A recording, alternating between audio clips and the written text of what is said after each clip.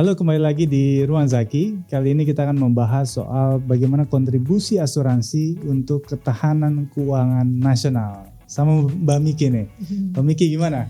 Ya. Ini negara kita nih lagi nggak baik-baik saja gitu. Ada yang nyebut Indonesia gelap lah, macam-macam lah. Ya, banyak aspek. PHK di mana-mana ya. Kemudian sulit dapat kerja ya, ancaman kesehatan makin parah gitu ya, karena orang stres. Nggak dapat kerjaan stres ya, dapat kerjaan juga stres gitu kan. Jadi ini penyakit menumpuk ya kan, macam-macam. Belum kemarin ini berapa tahun yang lalu virus ya di mana-mana, obesitas, wah udah pusing lah kita kan. Betul. Gimana faktanya sebenarnya soal negara kita ini? Faktanya Mas, sebenarnya ada hal yang menyenangkan kok dari Indonesia ini Mas. Bahwa kita itu punya bonus demografi yang sekarang tuh lagi kejadian, yang kata pendahulu kita 10-20 tahun yang lalu kita tuh akan bonus demografi itu udah kejadian nih sekarang 2025 ini Mas. Tahun 2024 itu data Badan Pusat Statistik itu menyatakan bahwa kita punya usia produktif 15 sampai 64 tahun tuh sebesar 69,58% loh Mas. Sedangkan kita itu meskipun di lain sisi kita itu banyak yang kurang terserap lah pada akhirnya ya. Posisinya juga saya agak miris dengan beberapa penyakit yang kata orang itu dulu disandang oleh orang-orang tua di atas 60 tahun. Justru itu kejadian sekarang di anak umur 3 tahun, 5 tahun, 10 tahun udah kena diabetes. Datanya sekarang bahwa yang membuat miris Mas di satu sisi, meskipun usia produktif kita tinggi, angka penyerapan kerja memang berkurang. Kesehatan berkurang secara kualitas gitu, sehingga data menunjukkan bahwa kenaikan 4 penyakit utama, yaitu yang pertama kanker, jantung, ginjal, dan hati itu naik signifikan hingga 10 juta jiwa Mas. Gitu. Untuk kanker utamanya itu naik 160% dari 2022 ke 2023 gitu. Jadi total sekarang 2023 ini adalah 38 juta untuk 4 penyakit kritis ini. Itu kalau kita hitung-hitung sekitar 12% dari total penduduk kita gitu. Itu angka yang miris sebenarnya karena naiknya sangat signifikan di 1 tahun terakhir. Kita belum ngomongin 2024 dan 2025 gitu. Sedangkan di sisi lain Mas, kalau kita ngomongin tentang kebijakan negara dan kondisi lapangan pekerjaan ya yang kurang menyerap. Posisinya sekarang kalau saya lihat data itu 2021 kita itu punya 600 agent insurance ya. Posisinya naiknya nggak signifikan sekali gitu dibandingkan dengan pengguna BPJS yang hanya 22 juta jiwa. Kalau dibandingkan itu di bawah 10% dari penduduk kita. Nah, di sisi lain ada juga data yang menunjukkan bahwa pemilik polis itu kurang dari 3% Mas. Sedangkan tertanggungnya kurang dari 9%. Itu untuk asuransi kesehatan swasta. Artinya di sini posisinya sekarang adalah penyakit-penyakit yang sekarang kritis ini udah hampir 11%, namun yang BPJS cuma 22%, sedangkan angka produktif 69-70%, itu kita coba bayangkan kalau orang-orang di usia produktif ini menyandang penyakit kritis di usia yang seharusnya mereka harus bekerja, harus menghasilkan uang buat keluarga gitu kan. Jadi ini sangat berbanding terbalik dari kebahagiaan kita memiliki usia produktif Mas gitu. Kalau ini tidak disegerakan untuk menolong dirinya sendiri, artinya dia tidak bisa menolong keluarganya gitu. Di titik itulah yang kita perlu tahu bahwa mengapa sih ini urgent sekali untuk sebenarnya anak-anak muda usia-usia produktif itu ayolah coba buka hati, buka mata bahwa data tuh menunjukkan, data tuh berbicara gitu kan. Bayangkan kalau usia-usia produktif ini tidak bisa menanggung keluarga tanpa adanya asuransi yang dia miliki.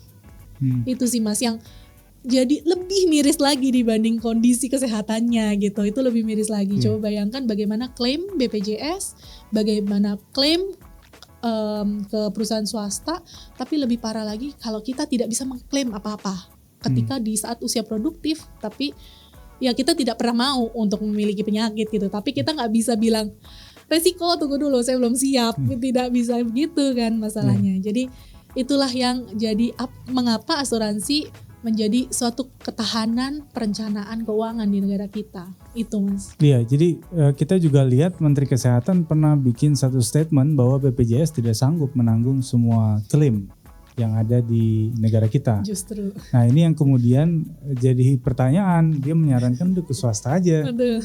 Oh kalau gitu mau udah ke swasta aja kan sekalian kan, ngapain bikin yang setengah-setengah gitu kan.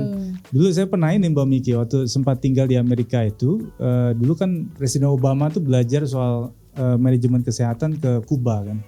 Yang sebenarnya dua negara punya ideologi berbeda. Tapi kemudian saya anggap berhasil sampai Donald Trump tuh pengen ganti nama Obamacare menjadi Trumpcare waktu itu kan. Sempat terjadi itu.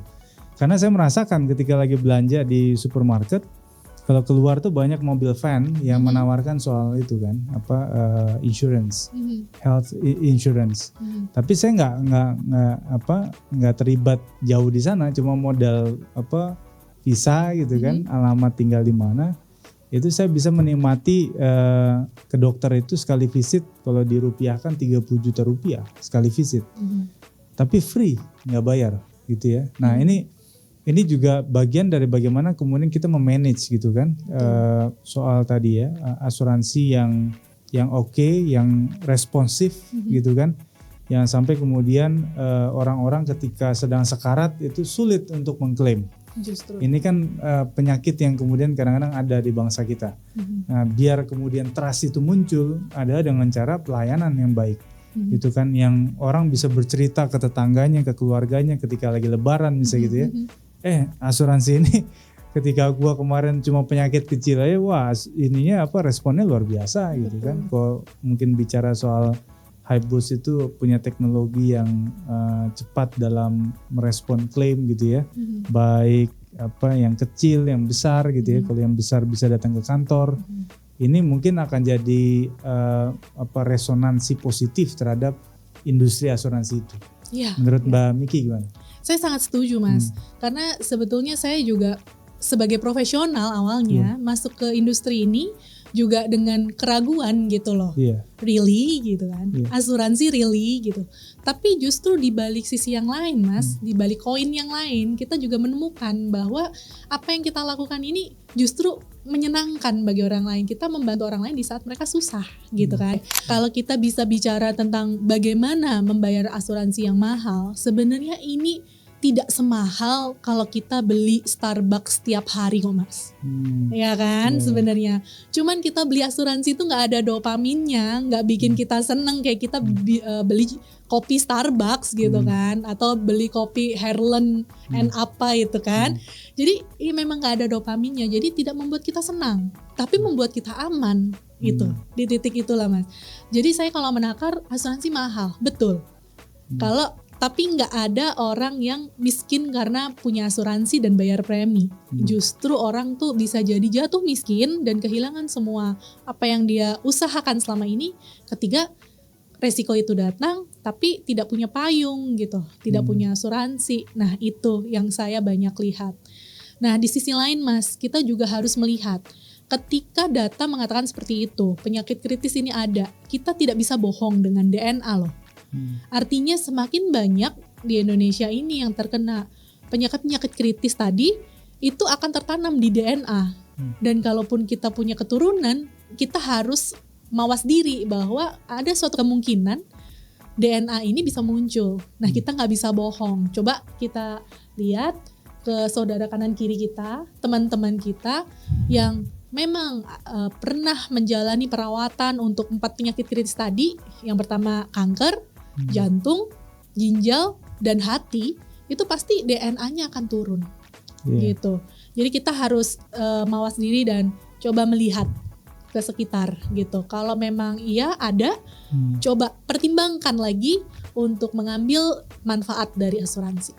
Itu Mas. Dan sejak kapan yang ideal tuh kita untuk bisa mulai masuk dalam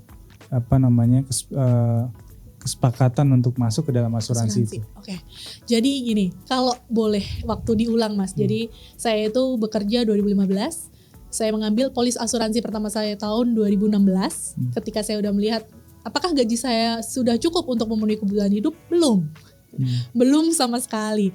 Tapi yang saya pahami bahwa saya harus punya paling tidak satu polis asuransi untuk apabila terjadi apa-apa dengan saya gitu kan. Nah kalau bisa diulang waktu, saya ketika saya tidak punya gaji yang cukup misalnya, saya harus memutar otak gimana saya mendapatkan pemasukan lainnya yang lebih sehingga saya bisa buka polis asuransi pada waktu itu. Karena kalau misal kita bilang nantilah umur aku udah cukup 35, 40 ketika keuangan aku udah stabil nih. Pengeluaran kita makin banyak. Belum tentu juga asuransi menerima kita, Mas. Karena mungkin udah ada penyakit yang muncul menjadi pengecualian atau benar-benar tidak bisa buka sama sekali karena ternyata DNA 4 penyakit tersebut udah muncul duluan nih resikonya datang tidak dinyana-nyana gitu. Jadi kalau bisa dibilang anak saya yang umur 3 tahun saya udah mulai masukkan asuransi dengan biaya premi yang lumayan gitu dibandingkan umur-umur saya ini gitu kan. Tapi sudah terlindungi. Begitu pula saya, tidak ada waktu yang tepat daripada kita bilang sekarang, Mas. Kalau menunda juga tidak lebih baik gitu kan. Kalau mau mengulang juga tidak bisa. Jadi kalau istilahnya asuransi ini bekerjaran dengan waktu gitu kan. Kita nggak bisa mengulang waktu yang lalu, kita juga harus mengejar waktu yang ke depan. Tapi kita juga bisa punya lebih dari satu polis untuk mengamankan pondasi rumah kita ini gitu. Polis yang paling banyak orang ambil tuh apa aja, Mbak Miki?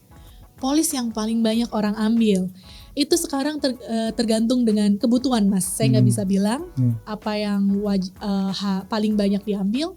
Tapi kalau kesehatan kita bilang itu pasti ya, Mas ya. Kalau memang sudah pernah punya histori penyakit kritis, saya sarankan lebih baik mengambil polis asuransi kritis yang bisa mengcover ketika ada critical illness itu muncul di stadium awal dan nanti juga cair di stadium akhir gitu. Itu ada polis yang seperti itu sekarang. Produk-produk sekarang sudah bertransformasi dengan lebih baik, Mas. Makanya menjawab kebutuhan data tadi, produk di Allianz itu menjawab kebutuhan masyarakat. Ketika early stadium dan advanced stadium itu kita bisa cairkan dana gitu dengan manfaat asuransi yang mungkin bisa sampai 175% dari uang pertanggungan yang diperjanjikan di awal ya, Mas ya gitu. Itu manfaatnya. Jadi kalau orang ini si pemegang polis misalnya meninggal dunia, itu kembalinya berapa persen? Kembalinya kalau untuk yang critical illness itu bisa cair 100% ketika meninggal. Tapi early stage 25%, ketika advanced stage 50%. Jadi 175%. Plus dengan ada bonus karena jantung ini adalah kasus paling banyak. Ketika tadi saya bilang ya 12% kasus critical illness, jantung itu menempati 20 juta, Mas. Ada produk yang seperti itu. Jadi udah ditambahkan nih untuk penyakit yang paling tinggi. Angka persentasenya gitu dari sisi itu, Mas. Kalau untuk ini asuransi ini kira-kira bisa berlaku untuk rumah sakit apa aja? Kelas-kelasnya, statusnya mungkin ada pemerintah, rumah sakit pemerintah, rumah sakit internasional, swasta dan seterusnya. Kalau internasional produk kita ada yang sampai Asia dan Australia. Itu ada juga kelas-kelasnya mungkin nanti disesuaikan dengan harga kamar yang mereka miliki. Biasanya ada 2 plan untuk kamar di kamar yang terendah dan tertinggi seperti itu. Oke. Ada apa lagi yang mau disampaikan, Mbak Miki? Jadi kalau di insurance, kalau memang ternyata aku nggak punya cukup uang untuk membuka polis, kita bisa kok, Mas, join ke agenanya. Jadi ada tiga poin utama, Mas. Kalau di join agency insurance itu, PCLI kita sebutnya, percepatan income, sustainable income, dan legacy income. Jadi artinya ketika percepatan income ini kita mesti nunggu berapa lama sih, Mas, untuk bekerja di satu perusahaan untuk mendapatkan gaji 10 kali lipat dari gaji yang kita dapatkan sekarang ini gitu ya. Kalau di insurance itu kita bisa bahkan 20 kali lipat, 30 kali lipat dari yang kita dapatkan sekarang dengan kerja kita sendiri. Kita mau kerja strategik apa nih gitu kan. Kalau sustainable income itu, Mas, kita menghadapi gelombang PHK. Pegawai itu bisa sewaktu-waktu kena layoff sama perusahaannya di pemutusan hubungan kerja ya. Tapi kalau di insurance perusahaan asuransi tidak bisa memutuskan komisi yang didapatkan oleh agennya ketika dia masih berproduksi. Setidak menyenangkan apapun lah gitu ya, mungkin tapi dengan batas-batas etik, tapi tidak bisa ditakar dengan subjectivity gitu ya, karena kalau dia bekerja menghasilkan. Dan legacy income itu adalah ketika pendapatannya bisa dilegasikan atau diwariskan bahkan ketika kita tidak ada. Artinya komisinya masih jalan, tapi kita sudah tidak ada. Nah, komisi tersebut akan diwariskan ke anak kita atau pewaris kita nantinya gitu, ahli waris kita nantinya. Dari situlah mengapa kita bisa sebut ini sebagai pisili income gitu, karena masih bisa diwariskan gitu, Mas. Jadi sangat terjaga betul ya, dari percepatan tadi ya, kemudian sustainability, dan juga yang terakhir ada legacy kan. Betul. Mewariskan itu pada penerus kita. Betul.